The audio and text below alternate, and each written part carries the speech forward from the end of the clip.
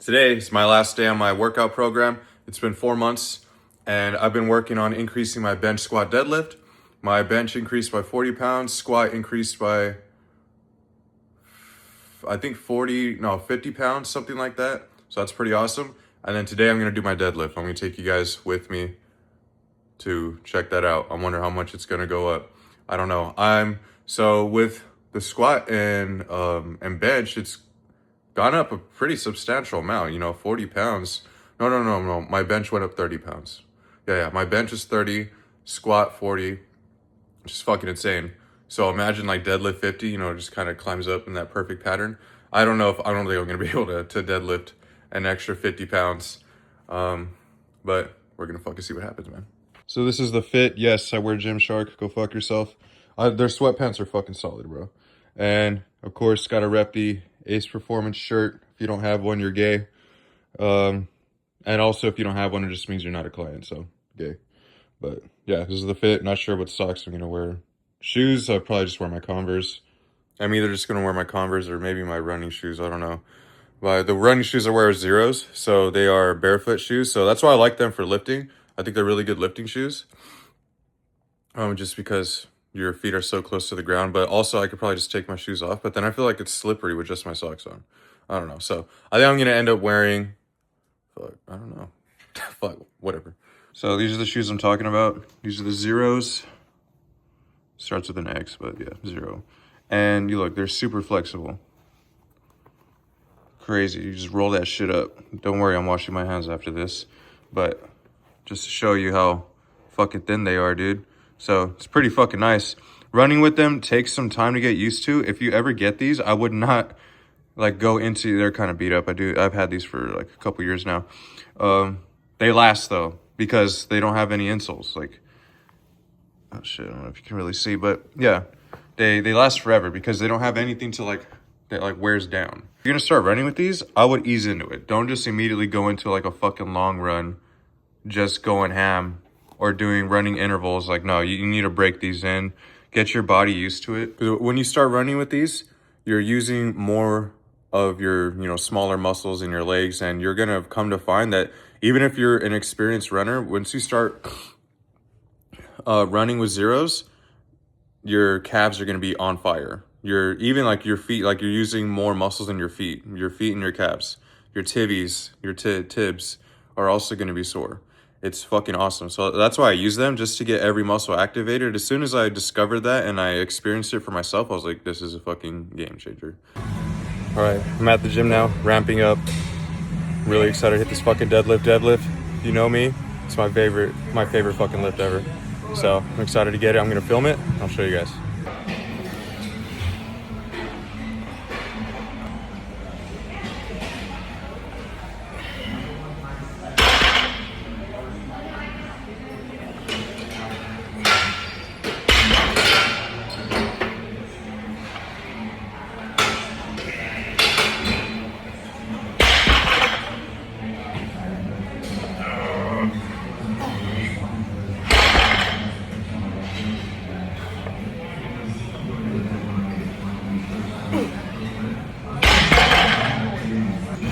All right, guys, I'm about to go for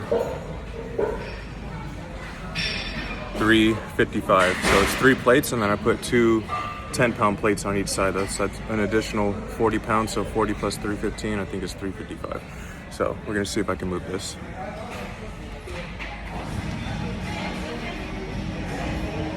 I think, there we go. Is that good?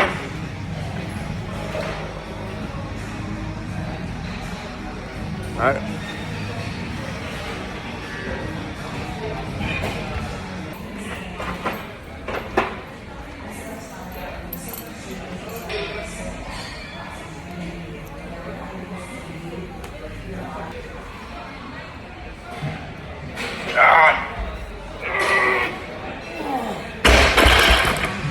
So in that last clip, it may have looked like I did it, but I wasn't like standing straight up, I couldn't finish it because I was gonna drop the weight. Like my grip couldn't keep up with my posterior chain.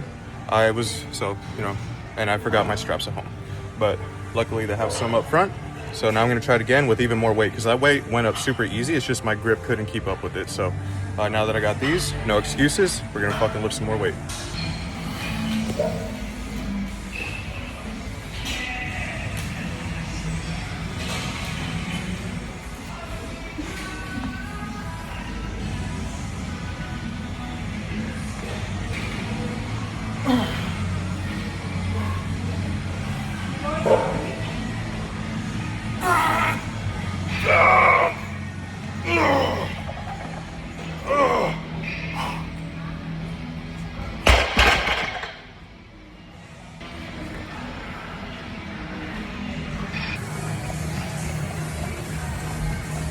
Session is over. Now heading home, gonna stuff my face with some protein, and then I'm gonna break down real quick exactly what I did to increase my deadlift by about 40 pounds in 4 months. So that's about 10 pounds a month, and how I did it while only deadlifting twice a month. So I was only doing it every other week. So I'm just gonna break that down for you guys real quick, and I hope it helps. Okay, this is a quick breakdown of how I added 40 pounds to my deadlift in about 4 months. And I wasn't deadlifting all the time. Like I already said in the previous clip, I was only deadlifting twice a month.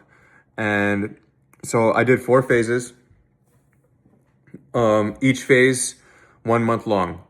And I went by, like, obviously there's weeks. So week 1, 2, 3, and 4. On weeks 2 and 4 is where I would deadlift. And then weeks 1 and 3 is where I was squatting and then doing a machine on the other day. So I was doing an upper lower split, lower body Monday, Thursday, upper body Tuesday, Friday. I'm only talking about lower body today. Excuse me. So when I say first day, I mean Monday, the first lower body day. And then if I say second day, I mean Thursday, the second lower body day.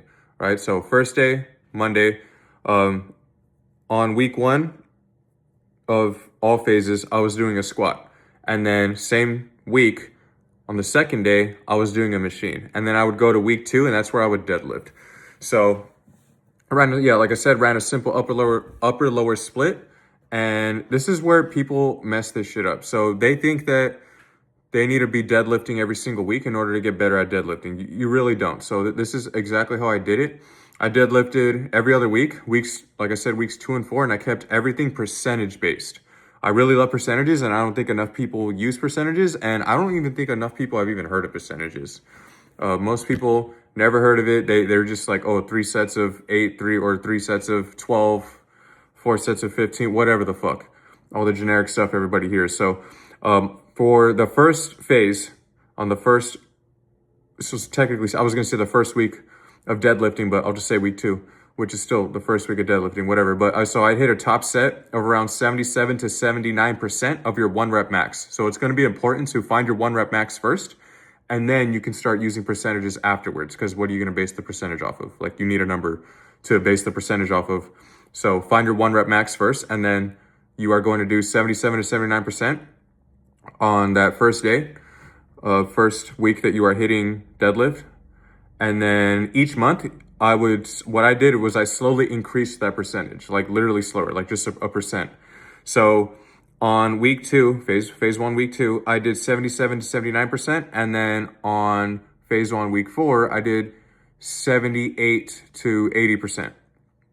And then going into phase 2, I actually increased that to 80% to 85%. And then going forward, I wasn't doing anything super crazy. It was just small jumps over time.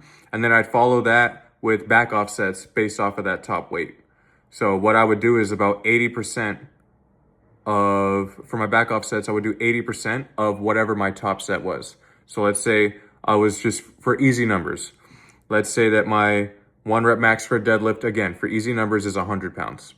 80% of that is going to be 80 pounds, right? So that's what my top set was. And then I would go, for my back offsets, I would do, say, 70% of 80 pounds, whatever that number is. I'm not going to try to do the math in my head, but that's what I would use for my back offsets.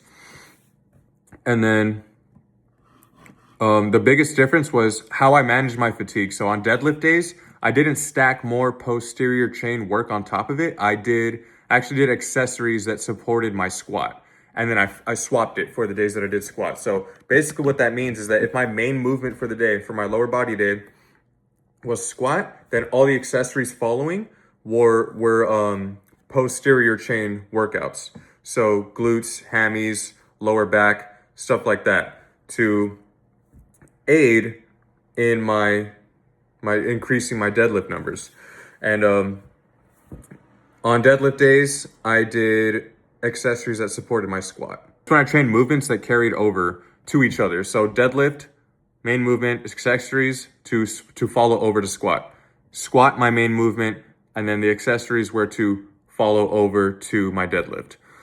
So instead of constantly beating the same muscles up, I split the stress apart, basically, and it allowed me to recover very well, and that's how I got stronger. So all this to say that if you want a personalized program for your specific goals, for example, my specific goal was to get stronger at my bench squat deadlift all at the same time. By the way, I was doing conditioning as well. No, not just walking, like I was running.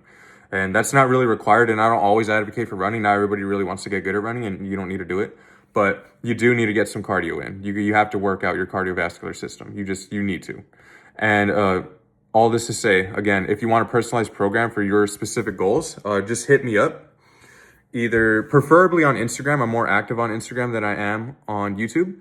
But go ahead and hit me up and we'll just have a conversation and see if we're even a good fit for each other. And if you stayed through this long throughout the video, I appreciate you watching, and I hope this video helped out. And if you have any more questions, just drop it in the comments, or like I said, preferably just hit me up on Instagram. It'll be in the description below. And again, appreciate you guys, and I'll catch you in the next one.